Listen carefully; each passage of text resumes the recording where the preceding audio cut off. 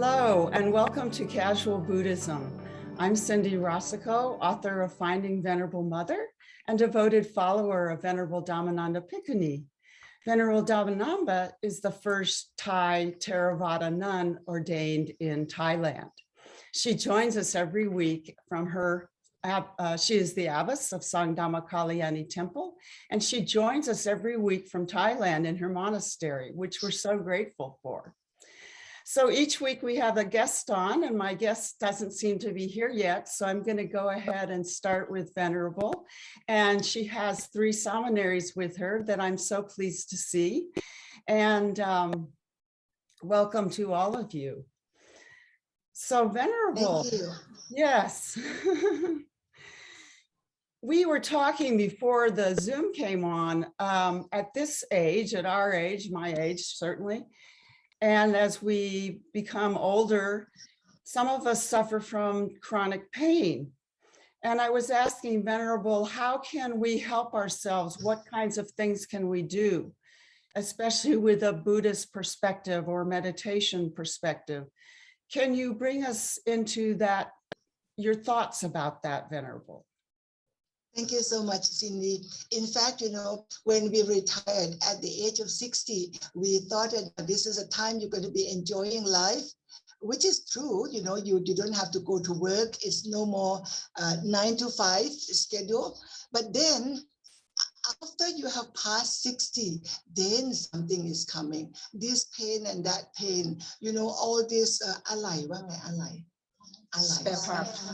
spare parts in our body start needing to be replaced, So our spare parts are complaining. And I think all of us, some of us are luckier than others, but all of us, after retirement, you notice that, that spare part is asking to be replaced. And many of them with this new technology can be replaced. But there are certain things that cannot be replaced. And then we have this chronic pain. Some of us do have chronic pain. I have chronic pain for more than 10 years. And, when I went to see the doctor, each one of them specialized on their own specialization, so to say. So they treated you according to their specialization, which did not happen to be what I was suffering. So I was passed on from one specializer to another one, specialist to another one, like that, And then eventually, one of the doctors told me that what I have, they try to find out, but there are 30% that they cannot find out still, which means that science has not progressed enough, to really be able to tell you exactly everything. And in my case, it has something to do with my brain, the function of my brain. It functions, it sends out wrong message. And to deal with the brain, it's very difficult, so you don't know which part is sending out wrong message. So I suffer with this pain. The pain is down in my feet, but the one who ordered or who sent out wrong information is the brain. So I have to live with it. Taking 2 painkiller, nerve painkiller twice a day. And at times it's very painful, but still I can function. The beautiful part is I can still function. Now this ability to be able to function, Cindy, as I'm sitting here talking to you, the pain is still there, but I don't feel it. I don't feel it because the nature of the mind is very, very interesting. The mind can focus on one thing at a time. See what happened? So right now I'm focusing on Casual Buddhism. Right now I'm focusing on talking to Cindy. Right now, I'm focusing on the issue I'm talking to Cindy. So therefore, the pain is still there, but the mind, the brain, the mind is not taking registration. The mind is not taking in registration of the pain, even though the pain is still there. The pain is my feet. The pain is in my feet.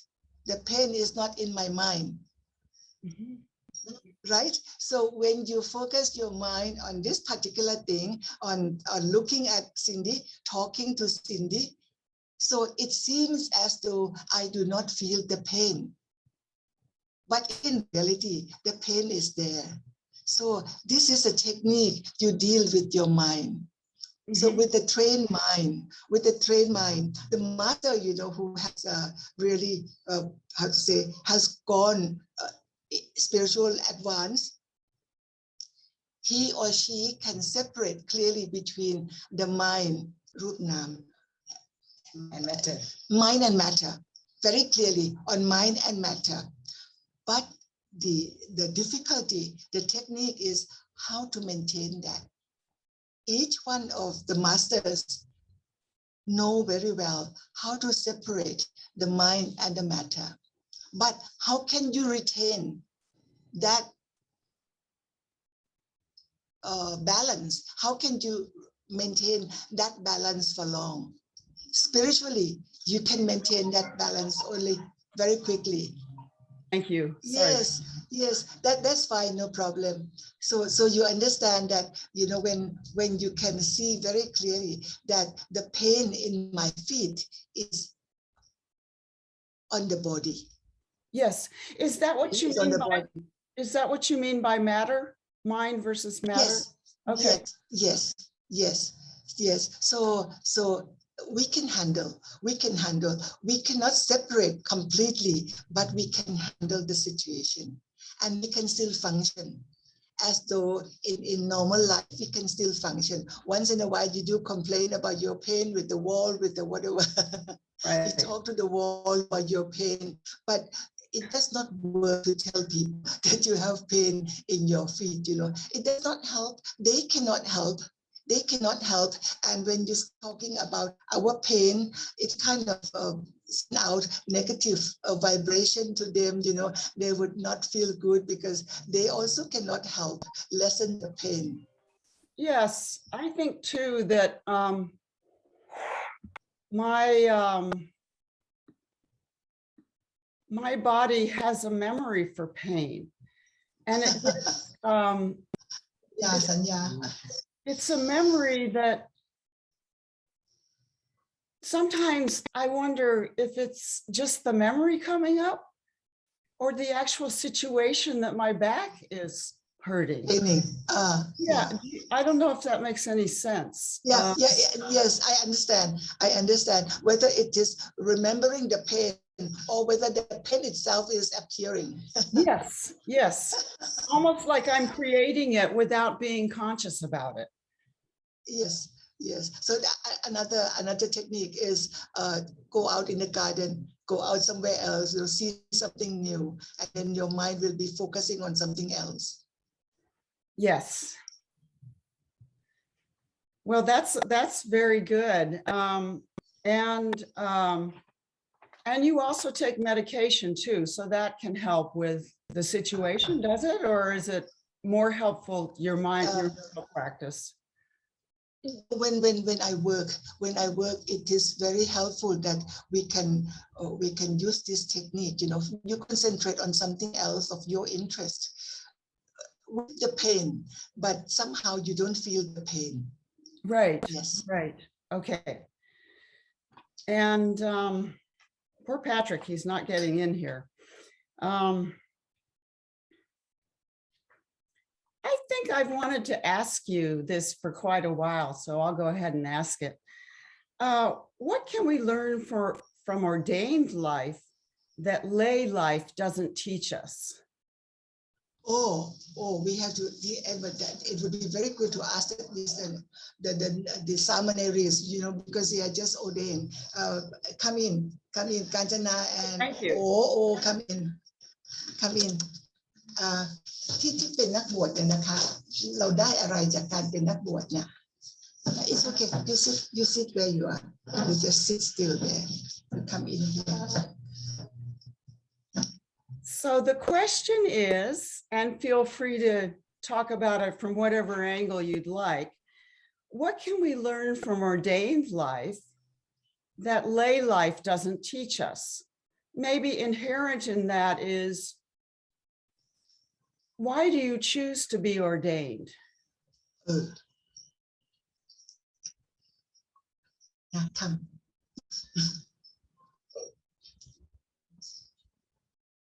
You know, we have 10 points that we are reminded every day.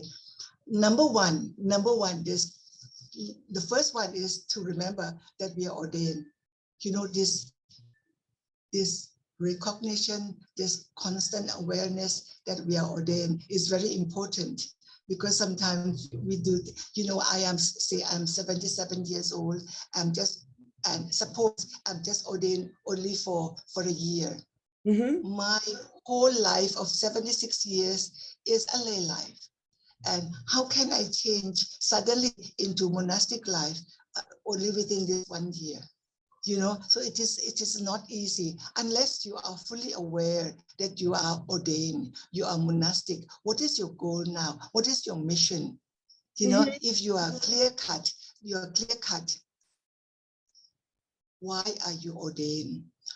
When you are clear cut like this, the conscience will tell you that you're not supposed to do this. Sometimes, you know, it slips off your mind. You are standing, drinking.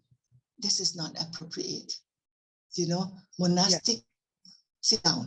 Sit down and drink and be polite about it. So this awareness, constant awareness, is the practice for monastic. In Pali, it is called samana sarup, the form that we are monastic. We have to keep this monastic form. Mm-hmm. The way we speak, we cannot be shouting, we cannot be laughing with open up our mouth very big, you know, we cannot be, shouting, we are not expected. People do not expect that monastic will be like that. So we have to keep to this form of monastic. The fact that we have to keep to this form of monastic is a practice. Mm-hmm. Is a practice. And this is a constant practice, because people will be looking at you all the time, you know, and if you're doing something that is not appropriate, it is not the question of right or wrong. It is appropriate, whether it is appropriate or not. As you were ordained yourself, you were trained not to stand drinking, remember? Yes. You always have to be seated down. And sometimes when you forget, your friend will remind you, oh, as a monastic, you're supposed to sit down like that. You know, I just give you a small example. I would like to ask Kanjana, because she was ordained, it is a beautiful story, why she chose to be ordained.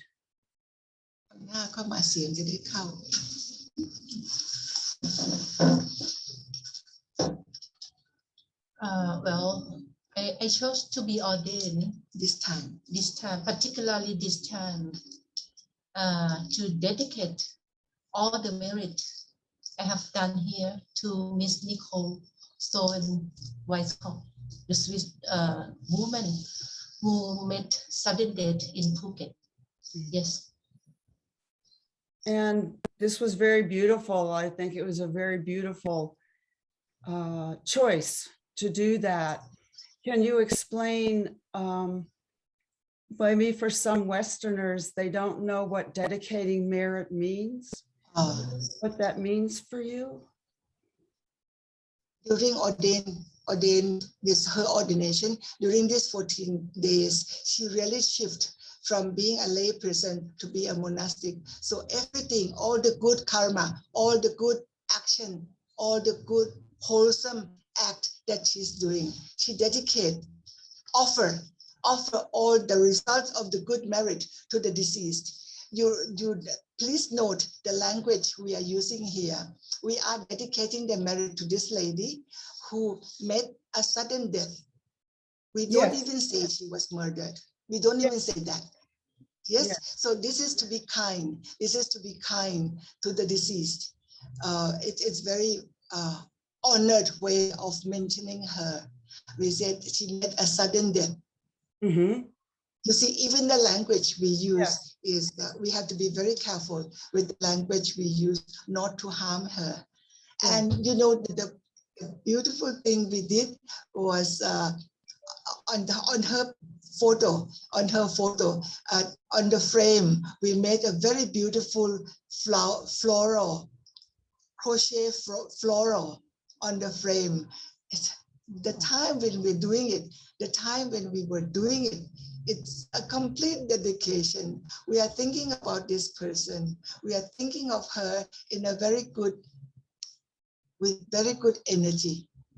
And this good energy, may this good energy we send to her with love and caring. Yes. Yeah. And Kanchana once ordained this time, her ordained name is Nantanat. Ah. Nantanat, yes. Nantanat. Well, thank you everyone for being here today. I'm really happy to see you all. And thank you, of course, to Venerable. And we will see you again next week. And if you, anyone, thank you, would like to get in touch with me, you can contact me on my website, cindyrosico.com, or on my Facebook site, cindy.rosico.author.